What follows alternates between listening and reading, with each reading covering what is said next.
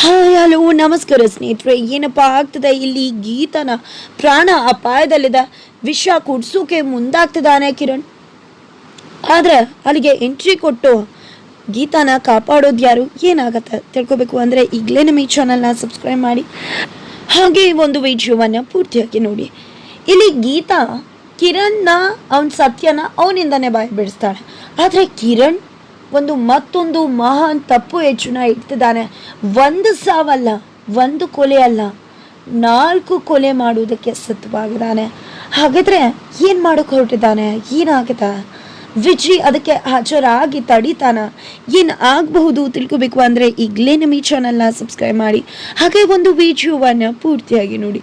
ಇಲ್ಲಿ ಭಾನುಮತಿಯ ಫೋನ್ ಗೀತಾ ಕೈಗೆ ಸೇರುತ್ತೆ. ಬಿಕಾಸ್ ಆ ಭಾನುಮತಿಯ ಫೋನನ್ನು ತುಂಬ ಡೀಪಾಗಿ ನೋಡಬೇಕು, ಯಾವ್ದು ರೀತಿ ಆದರೂ ಒಂದು ಕ್ಲೂ ಸಿಗಬಹುದು ಅಂತ ಯೋಚನೆ ಮಾಡ್ತಾಳೆ ಗೀತಾ. ಆದರೆ ಅದಕ್ಕೆ ಸರಿಯಾಗಿ ಕಿರಣ್ ಕೂಡ ಅದೇ ಫೋನ್ನ ಹುಡುಕ್ತಾನೆ. ಬಿಕಾಸ್ ಯಾವುದಾದ್ರೂ ಪ್ರೂಫ್ ಸಿಕ್ಬಿಟ್ರೆ ನಾನು ಸಿಕ್ಕಾಕೋತೀನಿ ಅಂತ. ಬಟ್ ಇಲ್ಲಿ ಎಷ್ಟೇ ಹುಡ್ಕಿದ್ರು ಕೂಡ ಕಿರಣ್ಗೆ ಆ ಫೋನ್ ಸಿಗೋದೇ ಇಲ್ಲ. ಮನೇಲೂ ಕೂಡ ಕೇಳ್ತಾನೆ, ಯಾರು ಕೂಡ ಗೊತ್ತಿಲ್ಲ ಅಂತಾರೆ. ಬಿಕಾಸ್ ನಾನು ಅಮ್ಮನ ನೆನಪಿಗೋಸ್ಕರ ಇಟ್ಕೋಬೇಕಿತ್ತು ಅಂತ ಹೇಳ್ತಾನೆ. ಜೊತೆಗೆ ಇದೆಲ್ಲವೂ ಆಗ್ತಾ ಇದ್ರೆ ನಂತರ ದೆವ್ವ ಬಂದವನಾಗೆ ಕೂಡ ನಟಿಸೋದಿಲ್ಲ. ಅವನ ಪ್ರಕಾರ ಅವನಿಗೆ ದೆವ್ವ ಬಂದಿತ್ತು, ಬಟ್ ಅದು ಕೂಡ ಗೀತಾ ಮಾಡಿದ ಪ್ಲಾನ್ ಆಗಿತ್ತು, ಭಯದಲ್ಲಿ ಸತ್ಯ ಬಿಡಬಹುದು ಅಂತ. ಇದ್ರ ನಡುವೆ ಮತ್ತೊಂದು ಸತ್ಯ ರಿವೀಲ್ ಆಗುತ್ತೆ. ಈ ಕಡೆ ಕಿರಣ್ಗೆ ಗೊತ್ತಾಗ್ಬಿಡುತ್ತೆ, ನನ್ನ ಮೇಲೆ ಇಲ್ಲಿರೋರ್ಗೆಲ್ಲ ಡೌಟ್ ಬಂದದ, ಕ್ಲಾರಿಟಿ ಇದೆ, ಇವ್ರು ಖಂಡಿತ ವಿಜಿನ ಇಲ್ಲಿಂದ ಬಿಡಿಸ್ಕೊಂಡು ಬಂದು ನನ್ನನ್ನು ಕಳಿಸೋದಂತೂ ಸ್ವತಃ ಸಿದ್ಧ. ಅದಕ್ಕೆ ಅವಕಾಶವೇ ಮಾಡಿಕೊಡ್ಬಾರ್ದು. ಅವಕಾಶ ಮಾಡಿಕೊಂಡ್ರೆ ನನ್ನ ತಿಥಿ ಆಗತ್ತ. ನನ್ನಮ್ಮ ಏನೋ ಶತ್ರುಗಳ ಸಂಹಾರ ಮಾಡೋಕೆ ಪ್ರಾಣಕ್ಕೆ ಅನ್ಕೋತಿದ್ಲು, ಬಟ್ ನಾನು ಹಾಗಲ್ಲ. ನನ್ನ ಶತ್ರುಗಳಿಗೆ ಸಂಹಾರ ಮಾಡಿಬಿಡ್ತೀನಿ. ನನ್ನ ಪ್ರಾಣಕ್ಕೆ ಕುತ್ತು ತರೋದಲ್ಲ, ಅವ್ರ ಪ್ರಾಣಕ್ಕೆ ಕುತ್ತು ತಂದುಬಿಡ್ತೀನಿ ಅಂತ ಮಾತಾಡ್ತಿದ್ದಾನೆ. ಜೊತೆಗೆ ಇದೆಲ್ಲವೂ ಕೂಡ ನಡೀತಾ ಇದ್ರೆ ಮಹೇಶ್ ಕುಮಟಾಗೆ ಒಂದಷ್ಟು ಹುಡುಗರನ್ನ ರೆಡಿ ಮಾಡ್ಕೊಂಡು ನಾನು ಕೇಳಿದಾಗ ಕಳಿಸು, ಎಲ್ಲರಿಗೂ ಕೂಡ ಮುಹೂರ್ತ ಫಿಕ್ಸ್ ಮಾಡ್ತೀನಿ ಅಂತ ಹೇಳಿ ಮನೆಗೆ ಬರ್ತಾನೆ. ಅದ್ರ ನಡುವೆ ಈ ಕಡೆ ಮನೆಗೆ ಬಂದಾಗ ಮತ್ತೊಂದು ಟ್ವಿಸ್ಟ್ ನಡೆದಿದೆ. ಈ ಕಡೆ ಗೀತಾ ಒಂದು ಫೋನ್ನ ರೆಕಾರ್ಡನ್ನು ನೋಡಬೇಕು ಅನ್ನೋ ಒಂದೇ ಕಾರಣಕ್ಕೆ ಭಾನುಮತಿ ಫೋನ್ನ ಡಿಸ್ಪ್ಲೇ ಹೋಗಿರೋದ್ರಿಂದ ರಿಪೇರಿ ಅವ್ರಿಗೆ ಕೊಟ್ಟು ರಿಪೇರಿ ಮಾಡಿಸ್ಕೋತಾರೆ. ಬಟ್ ಆ ವ್ಯಕ್ತಿ ಗೀತಾ ಕೊಡೋದಿಲ್ಲ, ಮನೆಗೆ ಬಂದು ತಗೊಳ್ಳಿ ಗೀತಾ ಮೇಡಮ್ ಅವ್ರಿಗೆ ಕೊಟ್ಬಿಡಿ ಅಂತಾರೆ. ಫೋನ್ ನೋಡ್ತಿದ್ದಾಗೆ ಕಿರಣ್ಗೆ ತುಂಬಾ ಖುಷಿ ಆಗುತ್ತೆ. ಇದು ಅಮ್ಮನ ಫೋನ್ ಅಲ್ವಾ ಅಂತ ಹೇಳಿ, ಇದು ನಾನೇ ಇಟ್ಕೋತೀನಿ ಅಮ್ಮನ ನೆನಪಿಗೋಸ್ಕರ ಅಂತ ಅಂದ್ಕೊಂಡಿದ್ದೆ. ಫೋನ್ನ ತೊಗೊಂಡು ಹೋಗಿ ಮೇಲ್ಗಡೆ ಎಲ್ಲವನ್ನ ಕೂಡ ಟೆಸ್ಟ್ ಮಾಡ್ತಾನೆ. ಏನು ಮಾಮೂಲಿ ವಿಡಿಯೋ ಅಂದ್ಕೊಂಡ್ರೆ ಅವನ್ನೇ ಕೊಂದಿರ್ತಕ್ಕಂಥ ಆ ಒಂದು ವಿಡಿಯೋ ಆ ಒಂದು ಫೋನಲ್ಲಿರುತ್ತೆ. ನೋಡ್ತಿದ್ದಾಗೆ ಪ್ಯಾನಿಕ್ ಆಗ್ತಿದ್ದಾನೆ ಕಿರಣ್. ಏನಪ್ಪ ಇದು, ಹೇಗೆ ರೆಕಾರ್ಡ್ ಆಯಿತು ಅಂತ. ರೆಕಾರ್ಡ್ ಆಗಿಬಿಟ್ಟಿದೆ ಆಟೋಮೆಟಿಕಲ್ ಆಗಿ. ಫೈನಲಿ ಆ ಒಂದು ವಿಡಿಯೋ ಯಾರ ಕೈಗೂ ಸಿಗಬಾರ್ದು ಅಂತ ಹೇಳಿ ಆ ಒಂದು ವಿಡಿಯೋನ ಡಿಲೀಟ್ ಮಾಡ್ತಾನೆ ಕಿರಣ್. ನಂತರ ಈ ಕಡೆ ಗೀತಾಗೆ ಗೊತ್ತಾಗುತ್ತೆ ಫೋನ್ ಅವ್ರು ಬಂದಿದ್ರ ಅಂತ. ಬಟ್ ಆ ಒಂದು ಫೋನ್ ಮತ್ತೆ ಇಲ್ಲಿ ಕಿರಣ್ ಕೈಗೆ ಸೇರಿದೆ ಅಂತ ಗೊತ್ತಾಗ್ತಿದ್ದಾಗೆ, ಓ ಮೈ ಗಾಡ್, ಯಾಕೆ ಅವನಿಗೆ ಫೋನ್ ಕೊಟ್ರಿ ಅಂತ ಹೇಳಿ ಹೋಗಿ ಕೇಳ್ಕೊಂಡು ಬರ್ತೀನಿ ಅಂತ ಫೋನ್ನ ಕೇಳೋಕೆ ಅಂತ ಬರ್ತಾಳೆ. ಈ ಕಡೆ ಆಲ್ರೆಡಿ ಡಿಲೀಟ್ ಮಾಡಿರೋದ್ರಿಂದ ನಿಮ್ಮ ಹತ್ರ ನಾನು ಅದಕ್ಕೆ ಅವತ್ತು ಫೋನ್ ಕೇಳಿದೆ, ಆದರೆ ನೀವಿಲ್ಲ ಅಂದ್ರಿ ಅಂದಾಗ ಈ ಕಡೆ ಯಾರಿಗೂ ಕೂಡ ಗೊತ್ತಿರಲಿಲ್ಲ, ನನಗೆ ಮಾತ್ರ ವಿಷಯ ಗೊತ್ತಿದ್ದು, ನೀನು ನನ್ನ ಹತ್ರ ಕೇಳಲಿಲ್ಲ, ಮನೆಯವ್ರ ಹತ್ರ ಕೇಳಿದ್ದು ಅಂತ ಹೇಳ್ತಾರೆ. ಸರಿ, ಈಗ ನನ್ನಮ್ಮ ಜೀವಂತವಾಗಿಲ್ಲ, ಈಗ ನೀವು ಈ ಫೋನ್ಗೋಸ್ಕರ ಬಂದಿದ್ದೀರಾ, ಈ ಫೋನ್ ಕಟ್ಕೊಂಡು ನನಗೇನಾಗಬೇಕು, ತಗೊಂಡು ಹೋಗಿ ಅಂತ ಹೇಳ್ತಾನೆ. ಜೊತೆಗೆ ಎಲ್ರಿಗೂ ಕೂಡ ಒಂದಿನ ಟೈಮ್ ಕೊಡ್ತೀನಿ, ಮನೆ ಬಿಟ್ಟು ಹೋಗಬೇಕು, ಇಲ್ಲಾಂದರೆ ನಂಗೆ ಏನು ಮಾಡಬೇಕು ಗೊತ್ತು ಅಂತ ಕೂಡ ಹೇಳಿರ್ತಾರೆ. ನಂತರ ಫೋನ್ ತೊಗೊಂಡು ಬರ್ತಾರೆ. ಇಷ್ಟು ಈಸಿಲಿ ಫೋನ್ ಕೊಟ್ಟನ ಅಂದಾಗ ಹೌದು, ತುಂಬ ಈಸಿಯಾಗೆ ಫೋನ್ ಕೊಟ್ಬಿಟ್ಟ ಅಂದಾಗ ಏನಾದರೂ ಪ್ರೂಫ್ ಇದೆಯಾ ಅಂದಾಗ ಇಲ್ಲಪ್ಪ, ಯಾವುದೇ ರೀತಿಯಲ್ಲೂ ಪ್ರೂಫ್ ಇಲ್ಲ. ಕೆಲವೊಂದು ವೀಡಿಯೋಸ್ ಫೋಟೋಸ್ ಅವ್ರದ್ದು ಇದೆ ಅಷ್ಟೇ ಅಂದಾಗ ಇಲ್ಲ, ನನಗೆ ಯಾಕೋ ಅನ್ನಿಸ್ತದೆ ಇದರಲ್ಲಿ ಇಂಪಾರ್ಟೆಂಟ್ ಒಂದು ವಿಡಿಯೋ ಇತ್ತು ಅನಿಸುತ್ತೆ, ಅದನ್ನು ಕಿರಣ್ ಡಿಲೀಟ್ ಮಾಡಿದಾನೆ ಅಂದಾಗ ಇಷ್ಟು ಖಾತ್ರಿಯಾಗಿ ಹೇಗೆ ಹೇಳ್ತಾಳೆ ಅಂತ ಅನ್ಕೋತಾರೆ ಕಿರಣ್. ಈ ಕಡೆ ಅಪ್ಪ ಅಮ್ಮ ಕೂಡ ಹೇಗಮ್ಮ ಹೇಳ್ತೀಯ ಅಷ್ಟು ಖಾತ್ರಿಯಾಗಿ ಅಂದಾಗ ಹೇಳಲೇಬೇಕಾಗುತ್ತೆ ಕಾನ್ಫಿಡೆಂಟ್ ಆಗಿ ಪಾಪ ಅಂತ ಹೇಳ್ತಿದ್ದಾಳೆ ಗೀತಾ ಕೂಡ. ನಂತರ ಈ ಕಡೆ ಗೀತಾ ಯಾಕೆ ಅಂದರೆ ಭಾನುಮತಿಗೆ ಫೋಟೋ ಕ್ರೇಜ್ ಇದೆ, ಫೋಟೋ ಚೆನ್ನಾಗಿಲ್ಲ ಅಂದರೆ ಡಿಲೀಟ್ ಮಾಡ್ತಾಳೆ. ರೀಸೈಕಲ್ ಬಿನ್ನಲ್ಲಿ ಇರುತ್ತೆ, 30 ಡೇಸಲ್ಲಿ ಆಟೋಮೆಟಿಕಲಿ ಅದು ಡಿಲೀಟ್ ಆಗುತ್ತೆ. ಯಾವುದೇ ಕಾರಣಕ್ಕೂ ಭಾನುಮತಿ ಹೋಗಿ ಆ ಒಂದು ಫೋಟೋಸ್ನ ರೀಸೈಕಲ್ ಬಿನ್ನಲ್ಲೂ ಡಿಲೀಟ್ ಮಾಡಿದ್ದಾರೆ ಅಂದರೆ ಖಂಡಿತ ಅದನ್ನಂತೂ ನಾನು ನಂಬೋದಿಲ್ಲ ಅಂತ ಹೇಳ್ತಿದ್ದಾರೆ. ಇದೆಲ್ಲವನ್ನ ಕಿರಣ್ ಕೇಳಿಸ್ಕೊತಿದ್ದಾನೆ.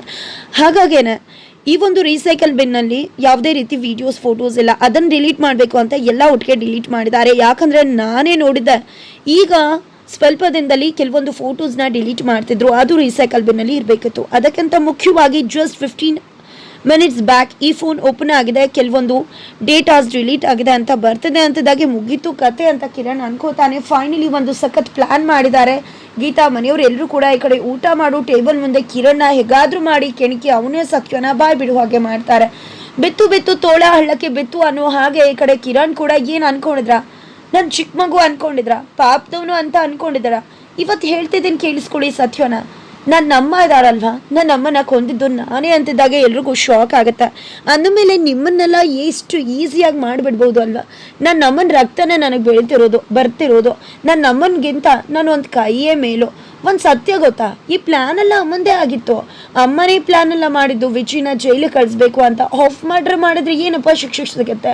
ನೀವು ಕೂಡ ಖಂಡಿತ ವಿಜಿನ ಕರ್ಕೊಂಡು ಬಂದ್ಬಿಡ್ತೀರಾ. ಅದಕ್ಕೋಸ್ಕರ ಪಕ್ಕಾ ಪ್ಲ್ಯಾನ್ ಮಾಡಿ ಇಂಪ್ರೂವೈಸೇಷನ್ ಮಾಡಿ ಈ ಒಂದು ಪ್ಲ್ಯಾನಲ್ಲಿ ಅಮ್ಮನ್ನೇ ಟ್ರ್ಯಾಪ್ ಮಾಡಿ ಫೈನಲಿ ಅಮ್ಮಂಗೆ ಚೂರಿ ಹಾಕಿದ್ದು ನಾನೇನೆ. ಬಿಕಾಸ್ ಅವ್ನು ಜೈಲ್ಗೆ ಹೋಗ್ತಾನೆ ಪರ್ಮನೆಂಟಾಗಿ.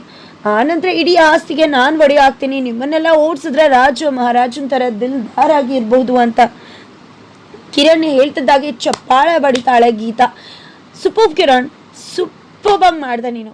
ಇದಕ್ಕೇನ ನಾವು ಈ ರೀತಿ ಡ್ರಾಮಾ ಮಾಡಿದ್ದು, ಸತ್ಯನ ನೀನೇ ಒಪ್ಕೋಬೇಕು ಅಂತಿದ್ದಾಗ ಈ ಕಡೆ ಕಿರಣ್ ಶಾಕ್ ಆಗ್ತಾನೆ. ಹೌದು ಕಿರಣ್, ನೀನು ಅನ್ಕೊಂಡಿದ್ದೆ ಅಲ್ವಾ, ನೀನು ಮತ್ತೆ ಭಾನುಮತಿ ವಿಜಿ ನಿಮ್ಮ ಮಾತನ್ನ ನಂಬಿದ್ದ ಅಂತ. ಆದರೆ ನೀವು ವಿಜಿ ನಾಟಕನ ನಂಬಿದ್ದು. ನೀನು ಮತ್ತೆ ಭಾನುಮತಿ ಇಲ್ಲಿ ವಿಜಿನ ಟ್ರ್ಯಾಪ್ ಮಾಡೋಕೆ ಡ್ರಾಮಾ ಮಾಡ್ತಿದ್ರೆ ಅಲ್ಲಿ ವಿಜಿ ನಮಗೆ ನಾಟಕ ಮಾಡ್ತಿರೋ ಸತ್ಯ ಹೇಳ್ತಿದ್ದ. ಆ ಸತ್ಯ ಗೊತ್ತಿದ್ಯಾ? ಜೊತೆಗೆ ನಿನ್ನ ಅಮ್ಮನ ನೀನಲ್ಲದೆ ಇನ್ಯಾರು ಸಾಯಿಸೋಕ್ಕಾಗತ್ತಾ? ನೀನೇ ಕೊಂದಿರೋದು. ಈ ಸತ್ಯ ನಿನ್ನಿಂದಾನೇ ಆಚೆ ಬರಬೇಕು ಅಂತಾನೆ ಇಷ್ಟೆಲ್ಲ ಮಾಡಿದ್ದು ಅಂತ ಗೀತಾ ಹೇಳ್ತಿದ್ದಾಳೆ.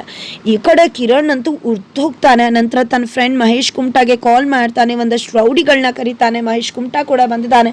ಆ ಕಡೆ ವಿಜಿನ ಕೂಡ ಬಿಡುಗಡೆ ಮಾಡಿದ್ದಾರೆ. ಫೈನಲಿ ವಿಜಿಗೆ ವಿಷಯ ಗೊತ್ತಾಗ್ತಿದ್ದಾಗೆ ಈ ಕಡೆ ತನ್ನ ಮನೆಗೆ ಬರ್ತಿದ್ದಾನೆ. ಇದ್ರ ನಡುವೆ ಈ ಕಡೆ ಕಿರಣ್ ಎಲ್ಲರನ್ನ ಕೂಡ ಸಪ್ರೇಟ್ ಆಗಿ ದಾರದಲ್ಲಿ ಗಂಟು ಹಾಕ್ತಾರೆ.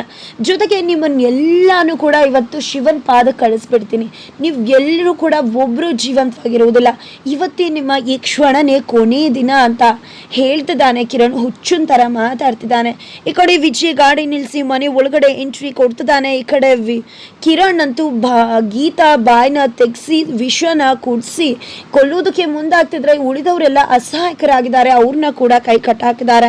ಈ ಕಡೆ ಇನ್ನೇನು ಆ ಒಂದು ವಿಶ್ವನ ಗೀತಾಗೆ ಹಾಗೆ ಬಿಡಬೇಕು ಅಷ್ಟರಲ್ಲಿ ವಿಜಿ ಬಂದು ಮಾಸಾಗಿ ಎಂಟ್ರಿ ಕೊಡ್ತಿದ್ದಾರೆ. ಈ ಕಡೆ ಗೀತಾಗಂತೂ ಫುಲ್ ಖುಷಿ ಆಗ್ತಿದೆ ವಿಜಿ ನೋಡಿ.